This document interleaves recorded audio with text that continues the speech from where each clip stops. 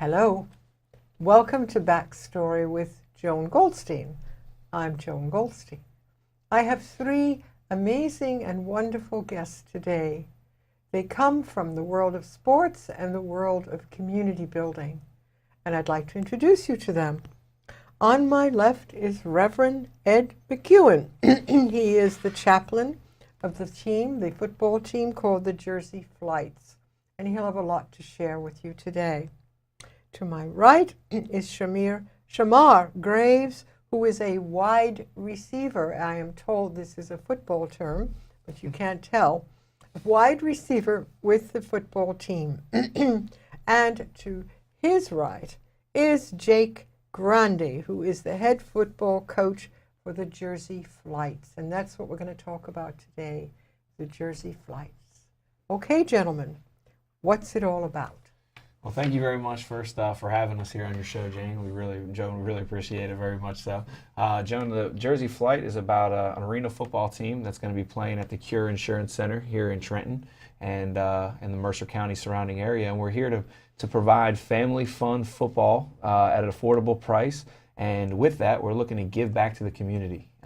We want to have a lot of social impact in this community by, helping out with kids camps, having affordable tickets, bringing charities to the game, because we believe sports as a whole can really give back and engage and bring forth what's great in the community. And that's what we're looking to do here, and we're looking to bring on quality football players such as this guy I got to my left here, Shamar Graves, wide receiver who played at the University of Rutgers.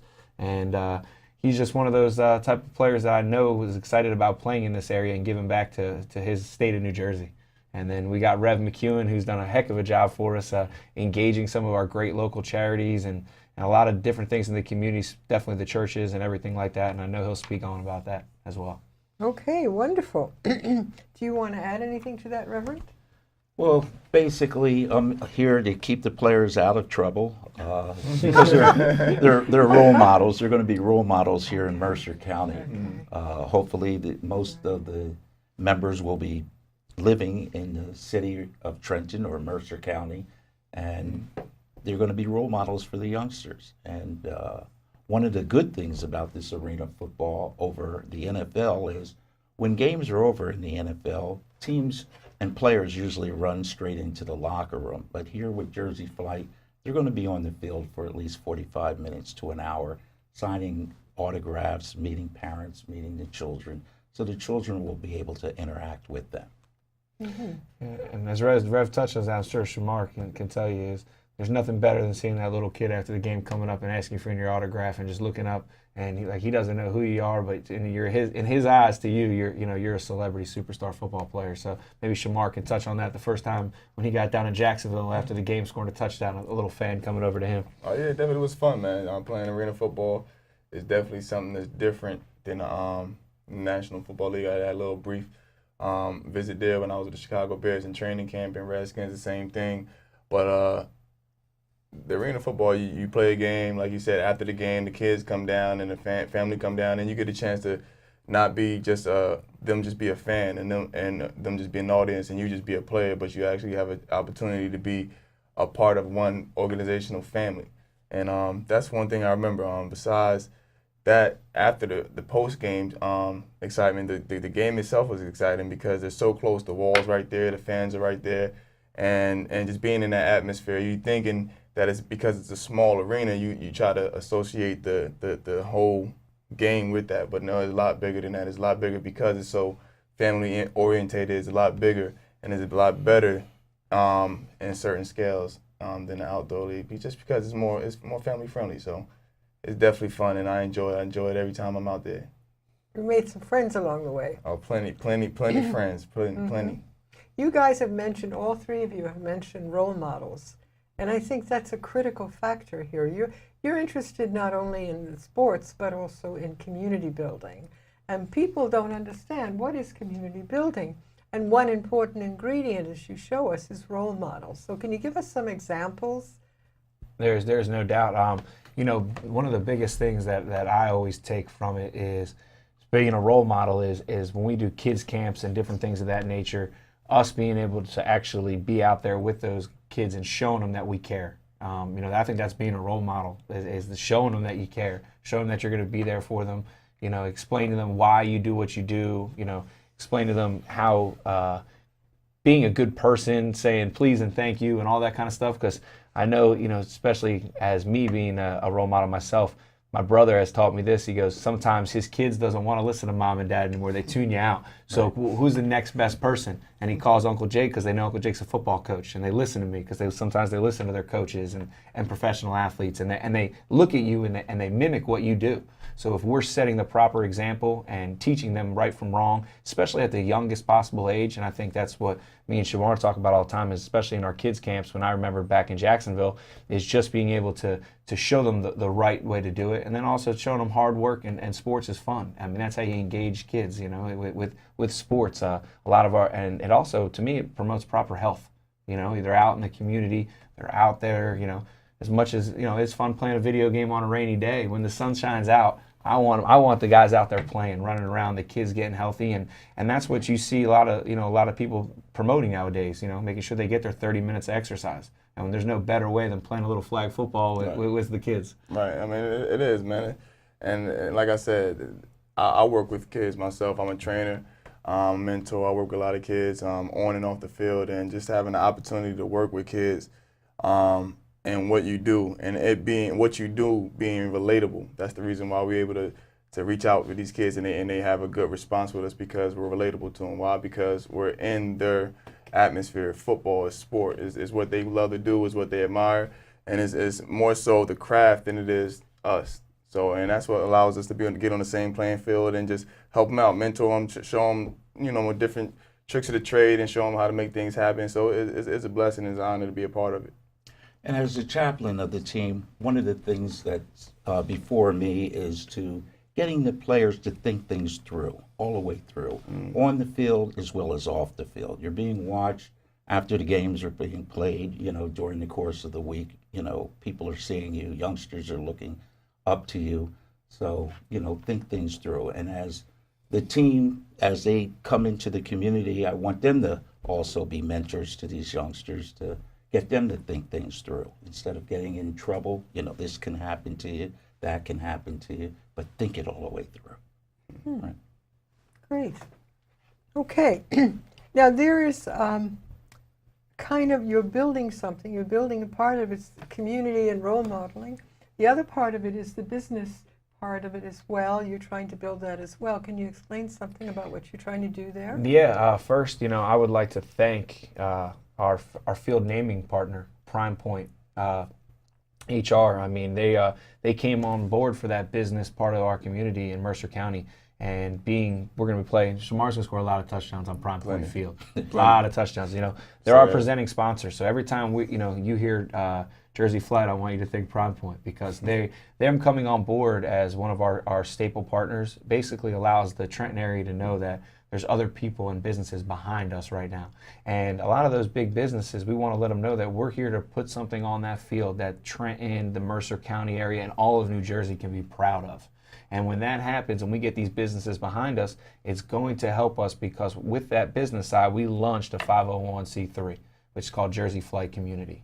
And we applaud a lot of businesses because they do a lot of great things in the community and everything they do, but we also want to reach out to them if they're not interested directly in advertising, that they do ticket pledges for us, because what we want to do is we want to bring as many kids to our games as possible, because at our games we look to try to partner with hospitals and different things to do health screenings, just fun activities for the kids before the game, and just basically make it a all-day event where we're not just coming in, playing a football game and leaving. Like you said, we want to be entrenched in that community, and you brought it up to me kind of talking before the show. You can't do it from afar, you know what I mean? So if we're there all day long and they can see us there from start to finish, that means something to them. They know we're just not a stopgap, on a Saturday. We're looking to be there 12 months out of the year and be a part of that uprise where that downtown Trenton can really be an exciting place to be on the weekends.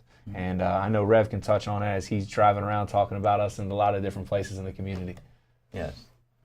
And that's, a good point, Jay. Mentioned, getting into the community. We'd like to get everyone involved. And it's just not for the poor, it's for the youth. here in Mercer County and throughout the state of New Jersey. To me, the United States and Mercer County was built on diversity. And so we're looking for just a diverse group of youngsters as well as adults, attending the games and businesses supporting us and, making this whole community a great community.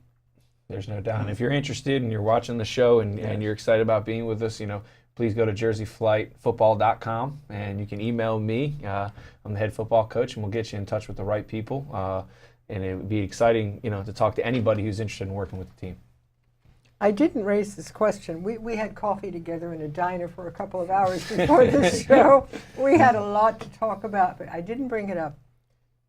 What about females? I mean, generally, we don't think of them as football players.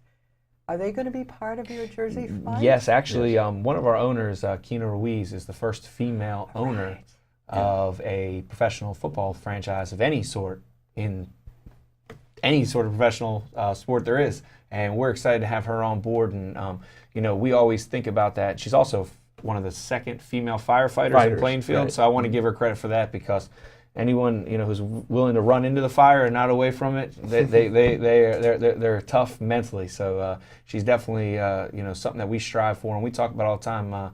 The female athlete and the females that want to be involved with our dance community that we're going to have involved, promo team and different things of that nature.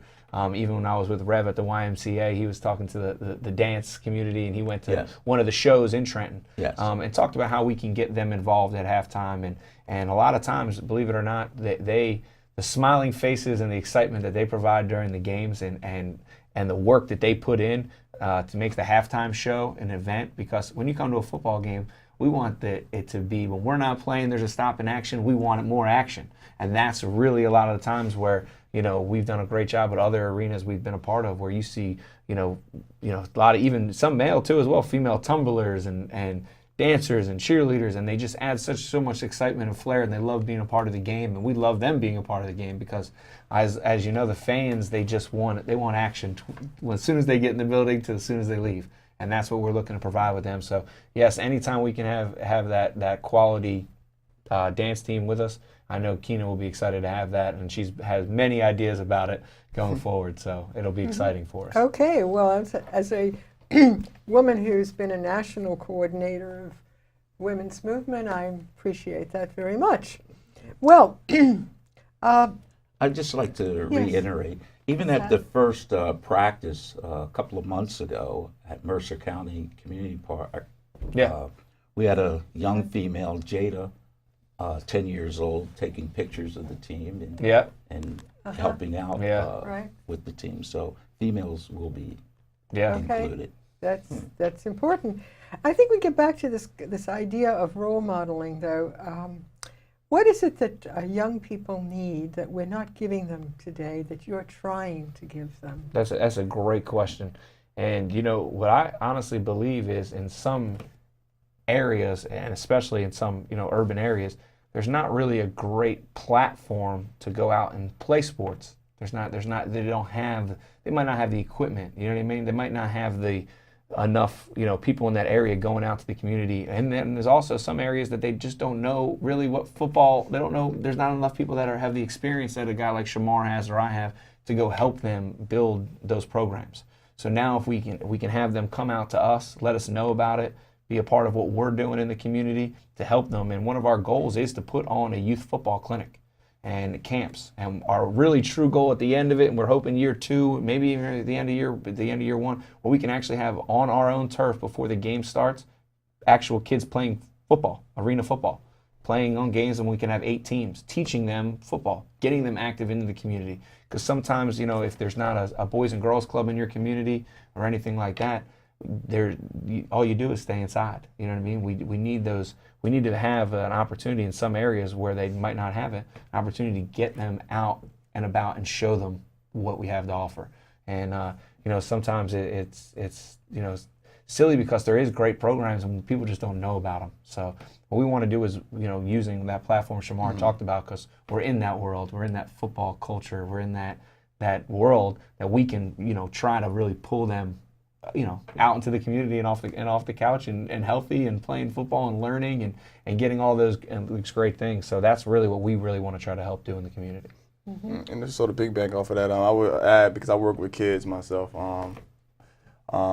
off the field and on the field. And the biggest thing with me that I see that is missing with these kids nowadays is the concept of creativity and confidence. So that's one thing that I try to instill in them. And I think, like, again, because we're relatable and we play this game and they see us as a role model, but we're more so just an example. Because we can show how it's done, how you take your flaws of it and failures of it, and then you capitalize on it. So that's how you build confidence. You prepare harder, and these kids don't have a clear understanding of preparation. And they don't understand the result of preparation. These kids, a lot of time, they look for the result. They look for the end all of all. I want to look just like Odell Beckham, so I get the hair, and I get the tattoos, and I get the stance down. Well, really, it's more than that. You got to enjoy the process and the progress. And that instills a different level of confidence that these kids are missing. And them being able to come down to the field and talk to us before and after the game and see us perform during the game, you see the whole entire process rather than just the end result. You see more than just a television show. You see actually the experience. You enjoy the experience with us. And also the creativity, man. These kids aren't, like Coach said, they're not going out there and actually preparing properly. They're just going through what they see, little 15-second clips on Instagram and do the drills quickly, but not getting coached up on how to do it. Well, now you get to see us play, and then they can ask questions after the game. Well, I saw you do this. Why did you do that? So now you understand. They understand our mindset of creativity. So creativity and confidence is the biggest thing these kids are missing, I believe in it. But I think with this platform of arena football, and because it's so close, those are the two main concepts that these kids get back into the community. Beautiful, beautiful. And now you're starting your flight, your Jersey flight. What is it, in January you're going to start this? Yeah, so our training camp will probably kick off right around the end of February, and then we'll go into March, and the season will kick off right there in April, and the end of March, early April, and we'll go all the way to August. We're really excited right now. We stretch all the way through the East Coast, and we hang a little hook, and then we actually end in Mexico, which we actually have an international team in Mexico, which is a real neat trip for us when we have to go down there. And then backs up, it goes to Corpus Christi, then to Albany, Georgia, Jacksonville, Florida, all the way up to Columbus, Georgia, then up to Boone, North Carolina, then up to Lehigh Valley, then back to us. And we're in the process right now of adding a few other markets. We're hoping to land a few teams up near Maine and one in Massachusetts. And so we're really excited about an opportunity. And you're near your old stomping grounds in New York City. We're trying to get one in near Long Island. I'm hoping that does happen in the near future. So they're doing some construction and they're working out some things there. So this league right now is starting to build, and we're excited to be a part of that build and growth. I think it's really, I always think my personal self, it's great to be something from the ground up, be a part of what it stands for and what's being built. And that's what we're trying to do here in Jersey. We started the nonprofit. We're trying to show people that we're here in the community. And that's what we're real excited to be a part of your TV show. And we really appreciate it, and really appreciate, our sponsors like Prime Point and different things like that, being a part of what we're trying to do here. So if someone wanted to contact you, get in touch with you, what would they do? So they go to jerseyflightfootball.com. And they can go on there right now, and they'll have the links for all the football coaches. My email address is right on there. You can email me. I can get you in touch with everybody you need to talk to, especially when it comes to tickets on there. We sell tickets on there right now. Our schedule comes out at the end of November, but right now we can take deposits. So if you want to make a deposit and just hold your tickets, that's fine. And once we get your deposit and the schedule's out, we'll call you back, and you'll be on the first callback list, so you can get the first seats of your choice. So that's what we're real excited about, taking deposits. And we actually have an open tryout coming up here, which is very important for all the surrounding Mercer County, New Jersey to Philadelphia people. It's going to be in Moorestown, New Jersey. And this open tryout gives guys that might not be on my radar, that I don't get film from, maybe played 1 year of college football, but have been training and playing in shape and want to play football. They can come to an open tryout on Moorestown, New Jersey. It's on our website, and they can come try out. Shamar will be there evaluating some talent. I'll be there evaluating talent, my offensive coordinator. Rev came to the last open tryout. And what we're trying to do is we're trying to find those local town guys that want to play football and be able to give back to their community, but happen to live here that I might not know about. And believe it or not, over the years of these open tryouts, we have signed some tremendous talent in some of these leagues that I've been from, and just because we just didn't know about them, and the guy just decided that he wanted to come out and play, so it gets real excited about that. And in Jacksonville, kind of one of the reasons that led us to a championship down in Jacksonville. I got this ring on Does here. everyone see this I got incredibly huge ring? So we got an opportunity to win an Arena Bowl down there, and this is the reason why, is because we're out in our community trying to discover the best talent that's down there. And that's what we did in Jacksonville. And, one of the years after that, I was able to land this guy.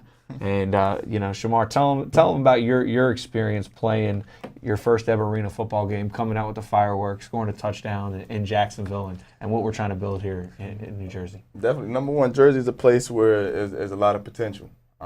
But we know a lot of potential is found in one spot in this world, and that's in the graveyard. But like you said, you got to come out here and show yourself approved November 5th. But like I said, but Jacksonville's experience, man, was like no other. I played college football at the D1A level at Rutgers University, so I was in front of a large audience. But it was just something special about that Jacksonville atmosphere, man, and environment, because like you said, the fireworks come out for the introductions of the players. They took their time to individualize the roster. So each person had his own personality when they came out. They had their own introduction, and the player and the audience would remember that. They would know that, so they would go along with it. So it was real personable, and then scoring and playing in that atmosphere was just beautiful. It was just beautiful. That's the only way I could put it, because you love playing football. You grow up working on the craft, it's perfected to become a professional, and when you get to show that on a big scale and in front of a large audience like that, who's all involved and they know who you are personally, it's like you're showing hard work pay off, and then scoring and in that atmosphere was beautiful, man. I just want to score more than once, and just get back in there as many times as possible, because that's what the Arena Bowl is about. It's about excitement. It's about action. It's about scoring. It's about being on your toes the whole game and not sitting back in your seat eating popcorn wondering when the next drive is going to happen. It's about enjoying the moment, and the moments happen consistently and constantly. We actually have a funny saying, Joe, when a player goes into the stands, you got to give him back, but when the footballs go into the stands, you get to keep them. So they try to keep they get to you keep too. you get to keep the footballs. So Oh my goodness. yeah, Now, so there was an instance in Jacksonville when they had a kickoff. I wasn't there yet, but I saw it on ESPN. And the guy caught the ball, and the fan reached over the wall and grabbed the player and didn't let him go. Grab the player? No, you're supposed to grab the football. Yes, Right, yes. right, So it was funny. That was a bit much. Yes, it was a bit much. That's why I landed on SportsCenter on the not top 10 plays. Yeah. So it was very interesting. All right. But Joe, one of my interests is also with the players will also be, what are you going to do after football? What are you going to do after arena football? And it's the same way with the youth. Everyone's not going to play arena football. Everyone's not going to go into the NFL. What are you going to do? It's about education, and about jobs. What type of job you're going to have. So I'll be working with the players on setting up, what they're going to do after arena football, working with them. And same way with the youth and our 501c3 nonprofit aspect. It's about the education. Like a big thing like Brad was saying, I know he's going to be working with the players, and another reason why that's allowed in this league, because in the NFL you get paid major bucks, you get the millions. Well, in the Arena League you don't. So you have a lot of guys that work regular jobs, regular shifts, and then they're coming to do this either as their part-time or their next opportunity to get to the next level. But like I said, they have other jobs. So because they have other jobs and other careers, they're going to be spending a lot of time with Rev, and then people get to see that these guys are well-rounded individuals. They're not here just to say, oh, I'm a ball player and that's it, but they're actually here trying to get themselves established, get their toes, all 10 toes in the ground, and move forward, and also at the same time build an ambition, have a passion, build on a passion of football. So I definitely like that concept of what he's talking about. Well, when you talk about community building, role model, community building, we used to say, when I went to Bank Street College of Education, we used to talk about how do you build community, from the top down or from the bottom up. So the example they gave was coffee pots. So do you use a percolator that comes from the bottom up, or do you use a drip coffee coming from the top down? And we decided at the time it was from the bottom up. So actually, community building starts at the community. Yes. And that's where you want to be, and that's where you choose to be. So that's your contribution to your community, and I can only thank you for wanting to do this. And thank you so much for coming on board for Jake Grande and Shamar Graves and the Reverend Ed McEwen. Thank you so much for coming to Backstory with Joan Goldstein. Goodbye.